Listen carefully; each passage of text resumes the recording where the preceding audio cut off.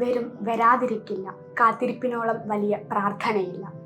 കൈരളി തീരത്ത് വീശിയടിച്ച വള്ളുവനാടൻ കാറ്റായും നിളയുടെ കുഞ്ഞോളങ്ങളായും കൂടല്ലൂരിന്റെ കാഥികനായും സാഹിത്യസരണിയിൽ തിളങ്ങി നിന്ന സർഗപ്രതിഭ MT വാസുദേവൻ നായർ.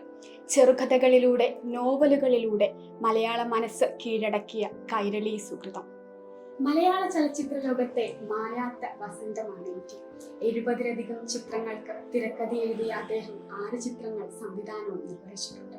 മുറപ്പെണ്ണ് എന്ന തിരക്കഥയിലൂടെ സിനിമാ ലോകത്ത് കാലുറപ്പിച്ച MT പിന്നീട് തീർത്തതെല്ലാം ഉള്ളുലയ്ക്കുന്ന, ജ്വലിപ്പിക്കുന്ന അനേകം കഥാപാത്രങ്ങളും കഥകളുമായിരുന്നു. എനിക്ക് ഭ്രാന്താണ്, എന്നെ ചങ്ങലക്കിടൂ എന്ന് ശബ്ദമുയർത്തിയ ഭ്രാന്തൻ വേലായുധനും, വടക്കൻ പാട്ടിലെ ചന്തുവിൽ നിന്നും അതെ ഇതാണ് എൻ്റെ ചന്തു എന്ന് ഉറക്കെ പ്രഖ്യാപിച്ചുകൊണ്ട് മിത്തിന്റെ ബന്ധനത്തിൽ നിന്നെല്ലാം നായകനായ ചതിയനല്ലാത്ത ചന്തുവിലേക്കുള്ള പരിവർത്തനങ്ങളുമൊക്കെ MT എന്ന തിരക്കഥാകൃത്തിന്റെ നിലപാട് തന്നെയായിരുന്നു. മുറപ്പെണ്ണ്, ഇരുട്ടിന്റെ ആത്മാവ്, നിർമാല്യം, ബന്ധനം, കടവ്, ഒരു ചെറുപുഞ്ചിരി, ദയ, കേരളവർമ്മ പഴശ്ശിരാജ തുടങ്ങി അനവധിയായ ചിത്രങ്ങൾ MTയുടെ തൂലികയിൽ പിറന്നു വീണു. നിർമാല്യം, ബന്ധനം, മഞ്ഞ്, വാരിക്കുഴി, കടവ്, ഒരു ചെറുപുഞ്ചിരി എന്നീ ചലച്ചിത്രങ്ങളിലൂടെ MT തന്റെ സംവിധാന മികവ് തെളിയിച്ചു. അദ്ദേഹത്തിന്റെ ചിത്രങ്ങളൊക്കെ തന്നെ പ്രേക്ഷക ഹൃദയം കീഴടക്കിയതായിരുന്നു.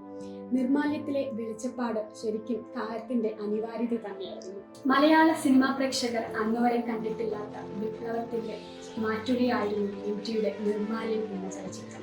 ചിത്രത്തിന്റെ ഒടുവിൽ വെളിച്ചപ്പാട് വാൾ കൊണ്ട് തന്റെ നെറ്റിയിൽ വെട്ടുകയും അതിൽ നിന്നിറങ്ങിയ രക്തം വിഗ്രഹത്തിന് നേരെ തുപ്പുകയും ചെയ്യുന്നതിലൂടെ അതൊരു സാമൂഹ്യ പരിവർത്തനം തന്നെയായി മാറുകയാണ് ഉണ്ടായത്.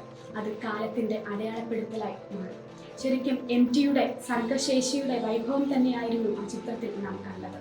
അത് അദ്ദേഹത്തിന്റെ അല്ലെങ്കിൽ ആവിഷ്കാര സ്വാതന്ത്ര്യത്തിന് മേലുള്ള ഒരു എഴുത്തുകാരന്റെ ഊർജം കൂടിയായി മാറി.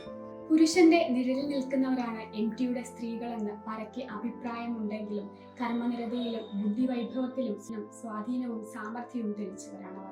മഞ്ഞുമൂടിയ കുമയോൺ കുന്നിറങ്ങി വരുന്ന നീലക്കണ്ണുകളെ കാത്തിരിക്കുന്ന വിമലയും, അസാധാരണ ബുദ്ധിവൈഭവം കൊണ്ട് ആരെയും അതിശയിപ്പിക്കുന്ന ദയയും, ഇഷ്ടപ്പെട്ട പുരുഷൻ കൺമുന്നിൽ നിന്ന് വിട്ടുപോകുമ്പോഴും തകരാതെ തന്റെ ജീവിതത്തെ മുന്നോട്ട് നയിക്കുന്ന അമ്മുക്കുട്ടിയുമൊക്കെ MTയുടെ തൂലികയിൽ പിറന്ന അസാധാരണമായ സ്ത്രീ കഥാപാത്രങ്ങൾ. മലയാളത്തിൽ മികച്ച തിരക്കഥയ്ക്കുള്ള പുരസ്കാരം ഏറ്റവും കൂടുതൽ തവണ സ്വന്തമാക്കിയത് ആരാണെന്ന ചോദ്യത്തിന് ഒറ്റ ഉത്തരം മാത്രമേ ഉള്ളൂ.